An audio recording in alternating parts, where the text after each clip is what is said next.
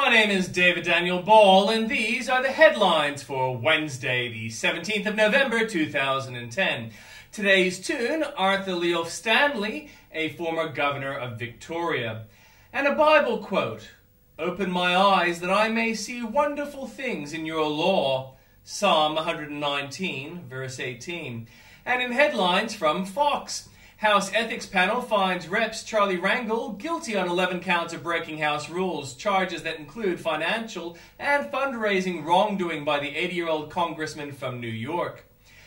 As Senate Republicans move to approve a 2-year ban on earmarks, Senator Tom Coburn is part of a bipartisan duo expected to challenge the move.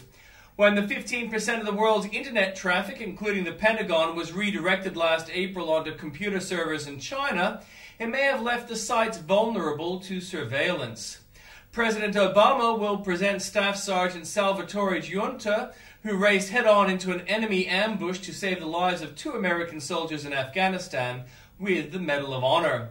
And in breaking news from news.com.au, the bodies of more than 340 human fetuses, apparently from an illegal abortion clinic, were discovered inside a Buddhist temple in central Bangkok, Thai police said overnight.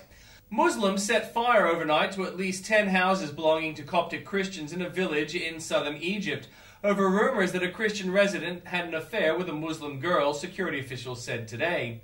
UNESCO today declared French cuisine one of the world's cultural treasures.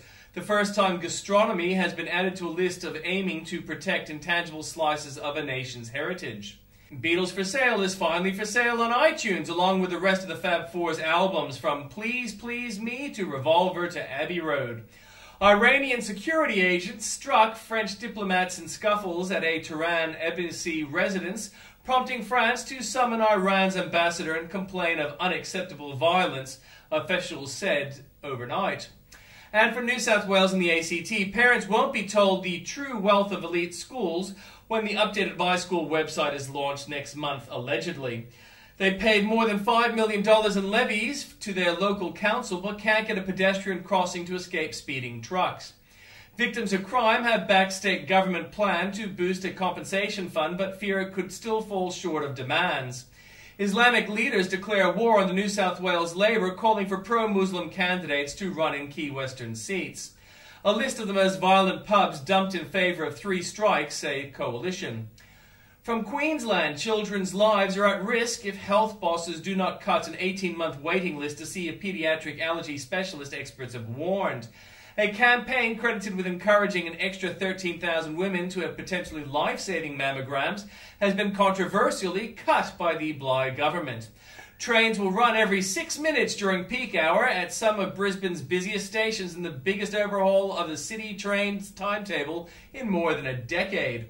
A Queensland Labor MP has broken ranks to back same-sex marriage as the pressure builds within the party to overturn ALP's official opposition. From Victoria, Victorian police spent almost $300,000 of taxpayers' money trying to beat an officer's complaint that he was called an effing wog at work. Almost 1 in 10 Victorians work for the state because of unprecedented growth in the public sector under the Brumby government. State school students who sued after being bullied or injured have received payouts of more than $4 million in the past 2 years. An alarming number of Victorian women are turning to alcohol at dangerous levels, far out drinking their male colleagues. A Bangladeshi teen shot during an uprising has been given his life back by Melbourne surgeons who restored the use of his arm. From the Northern Territory, a Qantas flight has been struck by lightning soon after takeoff on its way to Alice Springs to Darwin. From South Australia, the South Australian Film Corporation has been transformed into Adolf Hitler's lair for Adelaide's first locally produced fictional adult TV series in 2 years. A senior minister has questioned the intelligence of those who put his government in office, saying South Australians are less well educated than other states. Copies of a controversial report into Burnside Council are being called as extracts from suppressed documents are being made public. Mining giant BHP Billiton will hand a long-awaited Olympic Dam environmental plan to the federal and state government within 10 days. A question has been pulled from SACE maths exam already completed by some students. A man laughed as he tortured his housemate's cat by chopping it with a shovel and setting it on fire a court has heard. From Western Australia, government uses its numbers in Parliament to stop the Stafford votes deal between Colin Barnett and Adele Carles being referred to a powerful committee. A former Perth bank manager who was driven to a nervous breakdown by stress has won a legal battle against the Commonwealth Bank for withholding its entitlements. Police have charged a 29-year-old man who allegedly stole an axe and used it to rob a Salvation Army store.